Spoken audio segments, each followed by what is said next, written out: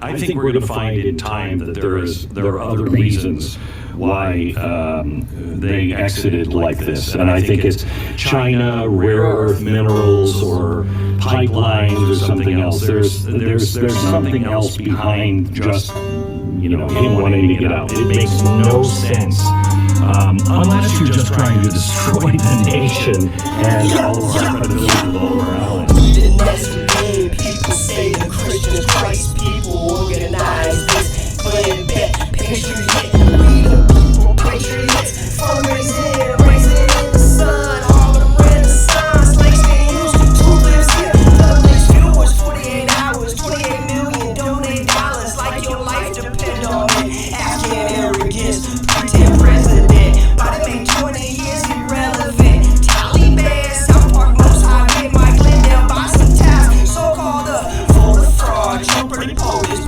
sub, blood and body, persecuted. Yeshua gladly, Christ the Son, God the day, part the sea, Moses rolling bush, blazing, Daddy Bush created chaos. We the Nazarene people say the Christians, Christ people organize this.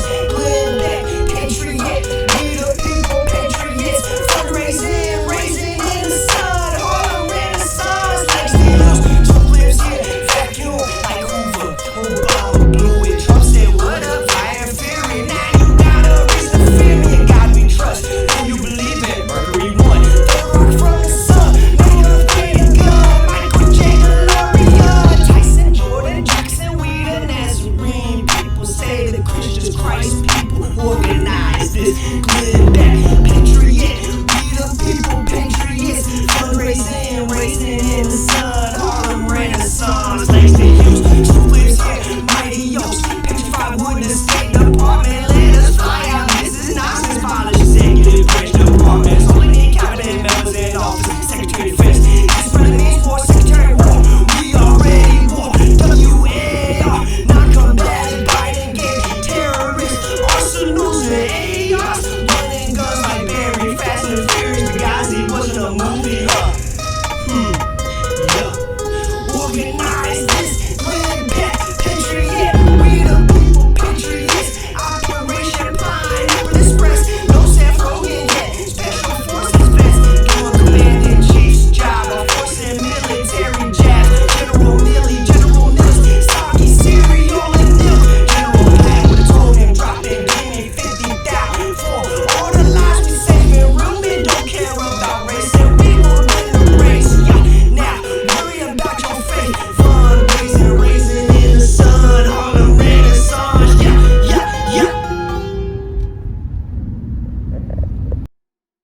I think we're going to find in time that there are other reasons I just why was talking to a guy who's on my they staff. He's my exited chief like researcher. this, and I think He was it's a Marine. He China, was one of the rare first earth people in. minerals, or He was off the coast of something else. There's something else Australia behind when just, the towers fell. him And so he was one of the first people in. no sense. And yesterday I'm talking to him, and all of a sudden he just gets choked up and starts to cry. And we weren't talking about things that were that. He just said, I just question what I've done. I just question everything. Can we talk about that, Scott? How can we help?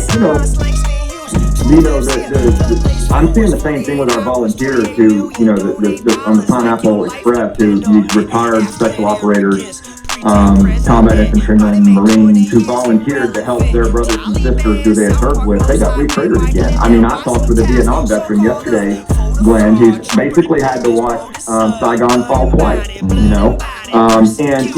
the level of moral injury that our veteran population and their families and our Gold Stars have endured post 9/11 alone. 800,000 who fought in Iraq. It is really rough. And when you see, I think people are astounded to see the way we come together around honoring this promise. But I think it's because people finally are hungry for something that gives meaning to what we did. And that's why it's not simply that, the man in the arena. It's because the only person that gets to assign meaning to a lived experience in combat is the person who lived it. And that's important to remember. So, for people who don't know, can you just quickly tell the story of, Pineapple Rescues, what you guys have done? Yeah, sure. I mean, it just started with one friend of mine named Nazarene, who I served with in Afghanistan. He was an Afghan commando. He went to our American Green Beret course. He had applied for his SIV visa and didn't get approved, and he was in duress, hiding in his uncle's apartment in Kabul, and it was clear he was going to be executed as Kabul was overrun by the Taliban. So a couple other Green Berets, ABC reporter James Meek, and Congressman Walsh's staffer, we got together on the phone, and we just started coordinating, and we found a plan to basically help get people to help move him through the city, get him close to the gate. We called people inside the gate and started coordinating that way. They recognized that this guy was a commando, he needed to be pulled in, and they gave him the word pineapple as a code word, and he used it, got pulled through, and that's how we got to be known as Task Force Pineapple. And then we just brought other SEALs, other Green Berets into our midst. Task Force Dunport did the same thing, Team America, and it was just a group of volunteers who were working to save their brothers and sisters and honor a promise, and it was all about just, fulfilling on what we said we would do the way they showed up for us. So when you said earlier, I want you to go into moral injury. You're the first person that I have heard say this, and it has really stuck with me. But I'd like you to explore that and explain the moral injury that is happening to right now to almost everybody who has fought at all in Afghanistan. Yeah, I mean, a moral injury, I think is one of the worst injuries that we can incur, whether it's in combat or not, and because it's the kind of injury that scars the soul.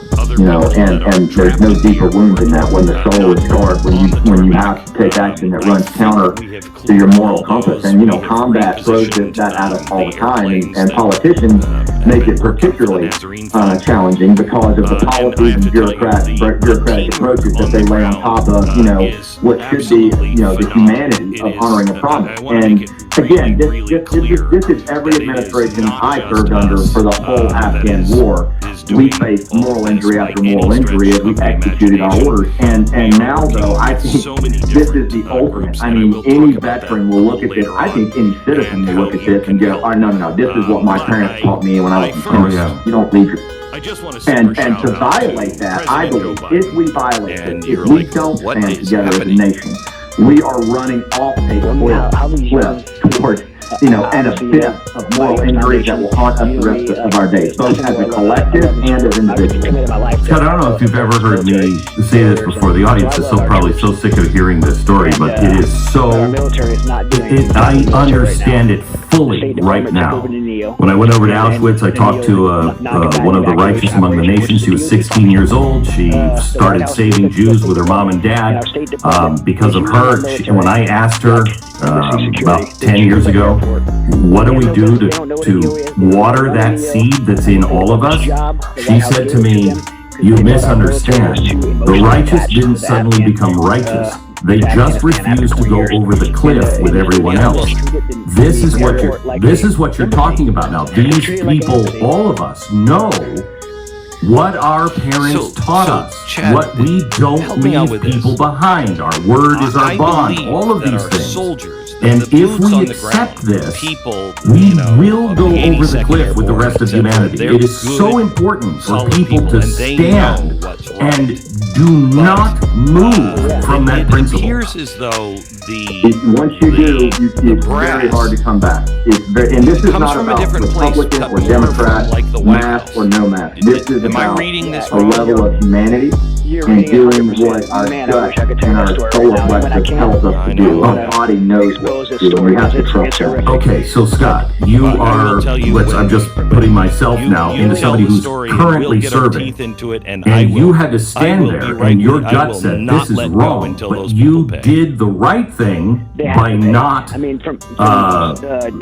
violating a legal order from the president. We have to have that discipline in our military.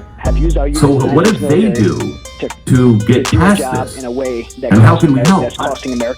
Yeah, I think a lot, this is my belief. I think a lot of it has to do with storytelling. I think that, society for thousands of years has used storytelling to assimilate. I mean, that's actually the nonprofit that I run and what I focus my 8 years on since retirement before all this happened, and I can't wait to get back to, is helping our warriors tell the story. I mean, they need the scars, I call it the generosity of scars, you know, the scars they've endured are healing, and in the form of stories can help guide the rest of us to better days and show us what leadership looks like. Our veterans are doing that now, and I think as a society, the more that we can empower our veterans to tell us their stories and to listen to their wisdom, to the lived experience how many that they've been through. Americans do you think are going to be left behind? I got word. I don't know if this is true. We have in this world. I don't know what's true and what's not. Veterans right now are pushing them down because they think that there's something wrong with them, or they think that there's something, immoral how about many them. And Americans the fact of the matter is, they're the finest humans on the planet. And as a society, we need to give them the permission and the stage and the microphone, however that shakes out, to tell those stories and share them with us and come home. You know, we never even let our Vietnam veterans come home. And this is, I believe, narrative and story exchange is one of the most powerful things we can do in society. I will tell you, one of my more powerful memories is probably 20 years ago now. It was right after 9/11. We were sending people into war, and I did something called, what was it? America. I don't remember. But we went across the nation, and the whole rally for America. And it was, the whole point was, we cannot dishonor. If we are going to choose to go to war, we have to be there for our soldiers in the good times and bad, and we must not repeat the mistakes of Vietnam. And we did a big event, and I remember a Vietnam veteran coming up to me, and he shook my hand, and it was the first time that anybody had shook my hand, and you know how you do the challenge coins. But his was his medal from Vietnam. And he shook my hand, and in tears he said, "This is the first time I have felt welcomed home since Vietnam." Yeah, you know, it's true, Glenn. And, you know, I actually, for the storytelling piece, I wrote a play about the war called Last Out. This was before any of this happened through our nonprofit.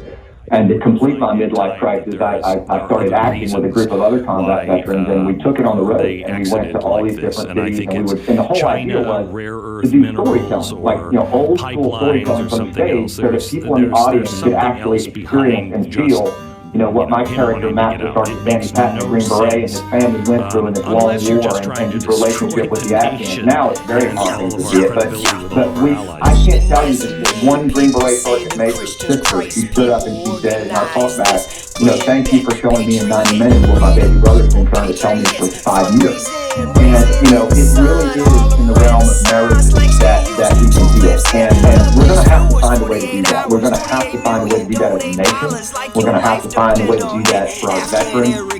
You know, and I'm really looking to, I hope that our political leaders, I hope that our thought leaders will look at what our combat veterans are doing right now. You know, while everybody else has gotten really serious, they've gotten to work. And they're showing it, they're literally showing us in real time what leadership looks like. I mean, they're modeling for us. In spite of all that they've been through, some of them are re-triggering themselves in order to honor this promise. And I just hope that we take note of it, and we steer away from that cliff as a collective, because it could be our last chance. And I know that's dramatic, but I'm not even kidding. I agree with you. Lieutenant Colonel Scott Mann, retired, former Green Beret commander, leader of Task Force Pineapple. You can follow him at Rooftop Leader on Twitter, and his website, OperationRecovery.org. Scott, thank you so much for being on the program. All right, if you're a homeowner, you know a thing or two about